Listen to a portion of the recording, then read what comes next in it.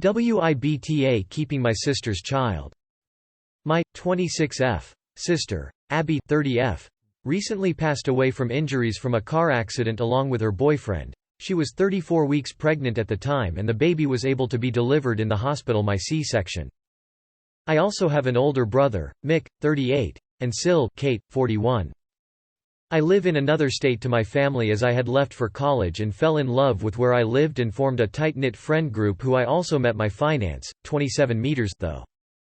My sister and I were always close and would see each other every month, flying to one another and FaceTime over the phone. Mick and Kate were hostile towards Abby ever since learning she was pregnant, as they had been trying to have a baby without success for years and for reason unknown to me didn't qualify to adopt. It was even that bad that my own mother banned Abby from Easter so that Kate and Mick didn't have to see her pregnant belly. They always had snide, rude comments. To get to the point, Abby was smart. We come from a toxic family. She was a planner. She wrote a will whilst pregnant naming me the person who would bring up her child in the event of her death. Even her partner completed a will stating the same. They both loved me and I loved them. I rushed to the hospital as soon as I could. I am devastated. When I got there, my mum, dad and brother and Sil were there. They were talking about how exciting it was they finally have a baby and this is a blessing in disguise. I said, "What the F are you talking about?" They said that they are taking the baby. Thankfully no one has access to the baby, even me at that point.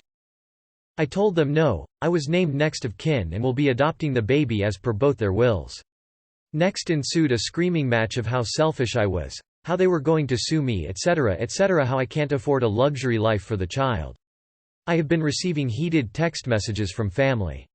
AITA for keeping the baby even through knowing they have been wanting a baby and may never get the chance to have one? I plan on taking the baby back to my state. Life will be harder, I know, raising this baby unprepared, but I know I will cope. I plan on going NC2 to all the family that have abused me over this, including my parents.